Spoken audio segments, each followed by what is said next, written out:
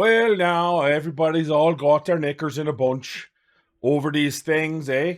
They're the new PRISM shards. So I thought to myself, it's about time we got a little bit of a Canadian perspective on what's happening here. So I'm here to help you understand why everyone's all got up in arms and all angry about it. So let's jump right into it. Thank you very much. Hello everyone, welcome back to the channel. I am Matt Capper, and this is another video on Raid Shadow Legends. I know many of you are thinking, what was that, Capper? That sounded like a drunken Irishman with head trauma. You're right, it's called the Newfoundlander. Okay, so let's talk about these Prism Shards. We'll also go into events. I had a few big boy pack energy left over from packs months ago, a couple months ago, maybe a month and a half ago. There's a 10k energy and more that I somehow managed to not use until now. So I did a bunch of spider. I'm ready to go.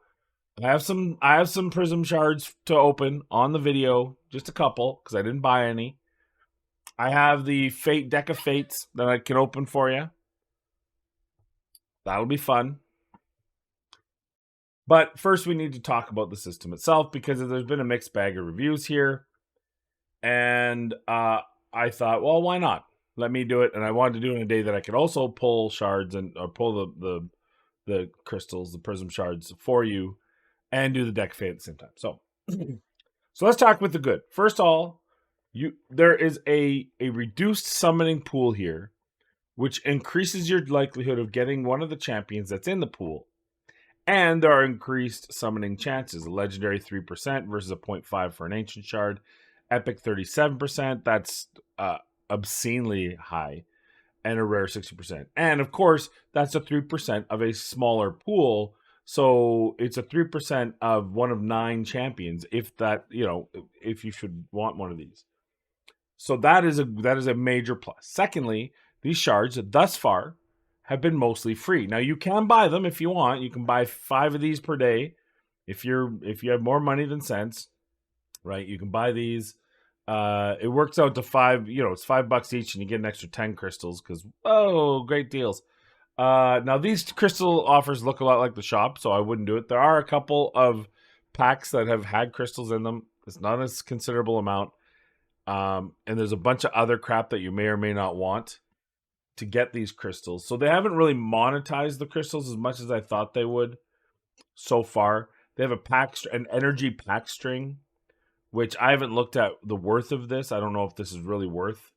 But I do know at the end you get 10 crystals. Now you got 30 crystals for free, so those 10 crystals will actually be worth. But just in general, and I'm still in the highest level, the highest tier of packs, I believe. 10 crystals seems pretty silly. It seems pretty dumb. No offense. I mean, or offense. I don't care. You should at least be getting one summon out of it. And the other one is the mini mix pack. They've replaced the ancient shards in this iteration, like they did with the soul stones. Now it's the prism crystals, but there's 15, not 20, not 40, right? It seems a little bit silly. But they are starting to put it in packs, I think, for the first iteration, because some people just love to spend money, and God bless them for loving to spend money. I think that there's this push to see if they'll just use this. They'll just buy here first, and then maybe in subsequent ones you'll start seeing more packs. That's my theory. So good. Doesn't seem too overly pay to win. You do get some free runs through tournaments. I say free because you still have to win or you still have to go through the tournaments, or in the case of Spider, win the tournament, which I am handily doing. Actually, I'm not handily doing. I got a guy who's at like 35,000. I'm at 74,000. I'm on the leaderboard. I went crazy.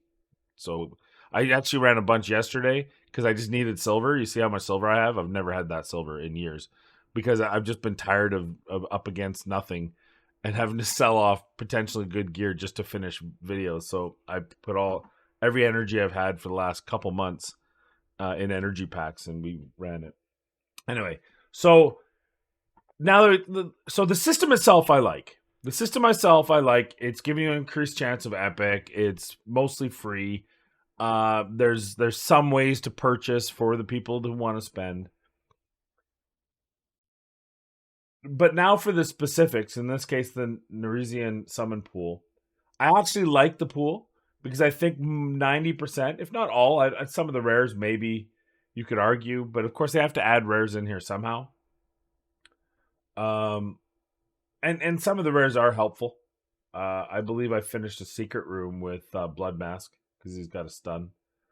So, arguable, but that 37% chance to get one of these epics, and every one of these epics is going to help you in faction wars.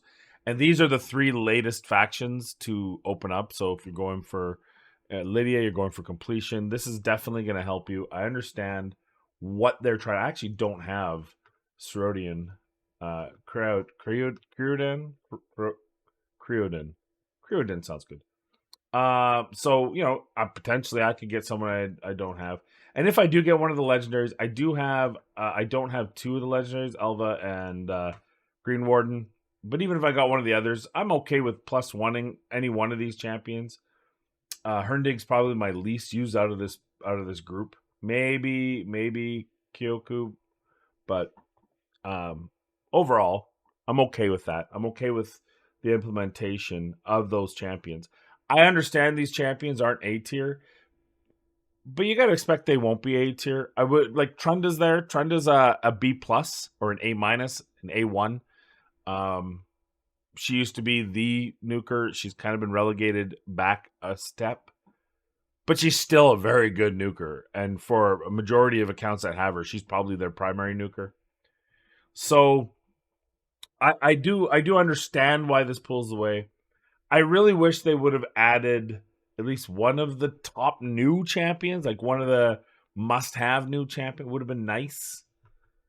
And there's been guaranteed infusions throughout here. Most of them, like Mishinaki, Kimi, Herndig, Brogni, right?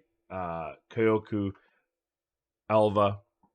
I think King Galkabar and the Green Witch dude and Trunda are the ones that haven't been part of any sort of guaranteed or fusion or that or some you know what I'm talking about, shard. So I do kind of understand, like Scratch was talking about it, Ash was talking about it. I'm okay with the pool. I get it because this is free stuff. Look, Plarium's always going to be there to make money. I wish, given that it's only a 3% chance, I wish they would have added one. And maybe it's just me. Maybe Trunda is that one. But I think given the length of the game, one of the newer champions would have been nice in this pool.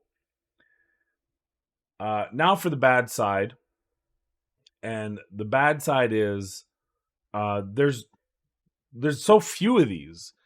There seems to be, now it goes on for a week. So, maybe you'll get a chance to pull 4 or 5 of these. But without spending, I can't realistically see people getting more than 2 or 3 over the week. And that really isn't a big thing. And more importantly, I think the reason why for me this seems a bit of a miss, even though I do like the system, is because the complaint wasn't that we needed more free opportunities. That's always a complaint. We always need more free opportunities to garner and get champions. There's always needs to be a free way for low spend, free to play players to get, and this is another way, and that's good. But there should also be a way for us to target champions that are in high value right now, and this does not do that. And the glaring issue for me is no voids, not even one. They should have had 1 void in here of each rank at least. No voids in here is kind of garbage. It is. Like, there should be a void champion here. The tier of champion, now, this is a tough thing to say because, whether or not you fuse Brogni's amazing, Trend is amazing, Kimi's amazing, Mishinaki's amazing, Herndig is actually, Faye and other areas, he's pretty amazing. So it's very difficult for me to say this isn't, but I just feel like for those people who are past the point of needing these or needing them for the faction wars, this becomes a lot less desirable. And it doesn't, as I said, it doesn't fix the issue of targeting specific champions that are high value to endgame players. And they're still doing the 10x, right? They're still doing boosted summons. This 10x from Ancient Shards, buy a lottery ticket if you get a bad Alcazar. Grab a scratchy lotto and have a little fun, because you've already nailed the $100 one, right? It's not $1 million, it's not the big win, but you got $100 off a scratchy. So that's what I kind of feel, because it's so unlikely to get good old Bad Al here, and that hasn't been fixed, right? There are a lot of champions that are high value champions that are not being targeted here. Harima, high value. Yumiko, high value. Riho, I argue, high value. Right? Can't get them from these shards. Alil, maybe? I don't know. I don't know in here. I haven't played with enough of them to really know who the high value is. Maybe you could argue Elva is one of the high value targets, because Alil is a little bit underwhelming. I'm a little bit disappointed with him, to be honest with you.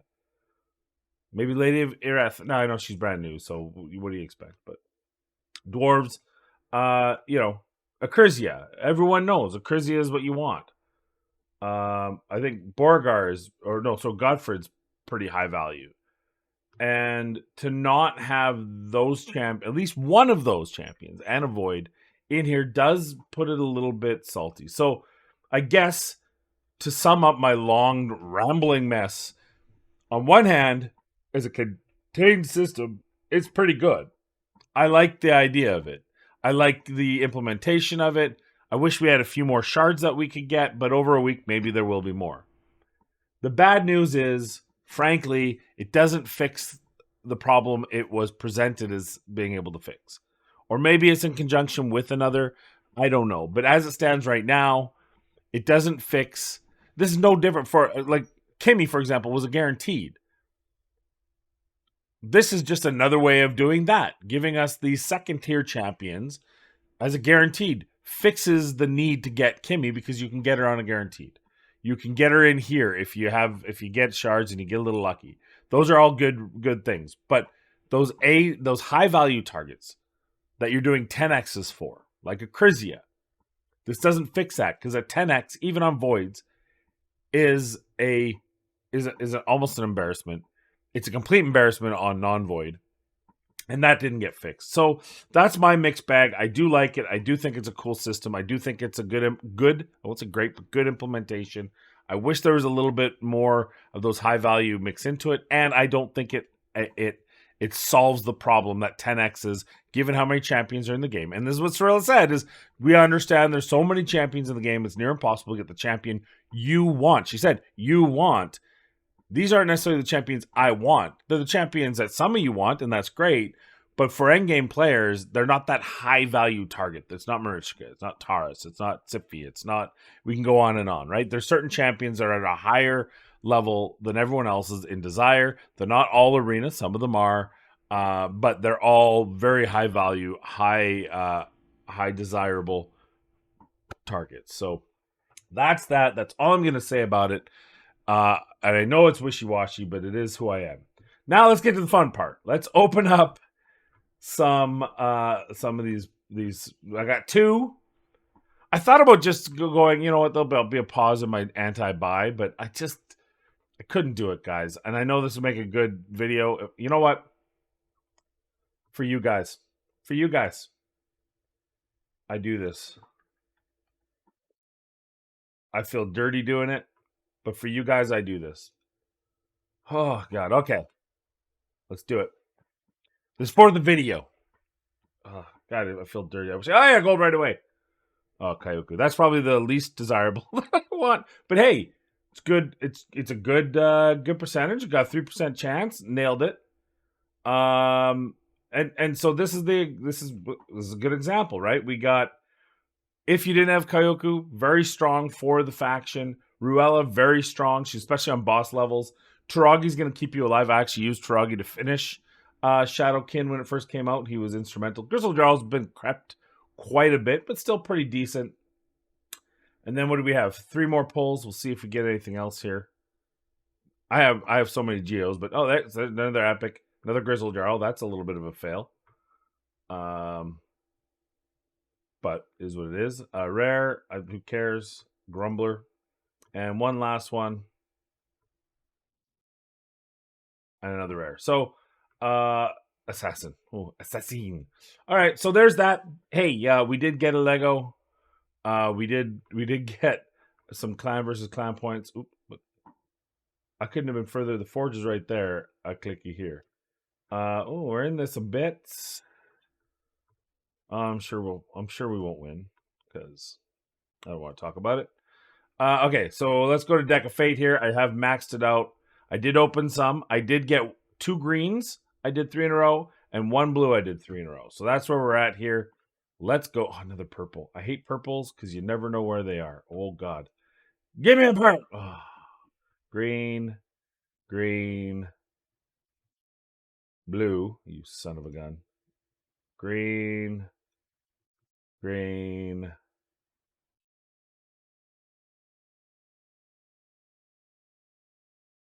Blue, you silly. Blue. Blue. Yes, we got 3 blue. We got 3 blue. We won the lottery. Hey, that's actually pretty good. What next? Let's go. Oh, purple again. I think there's only 6 purple in here, aren't there? So I think I'm drawing dead. Green. Oh, there was another purple. Green. Blue. Green. Purple. Oh, there was. So there were 3 purples available. Green, blue, purple. Wow, Jesus. Blue, blue, purple. Wow, there's more purples than I thought. So that's it. That's us with all of them. We finished it. We got some good stuff out of here. I mean, this is all free resources. Pretty nice overall. Fun times, my friends. So there you go. That's all for the video. I hope you enjoyed it.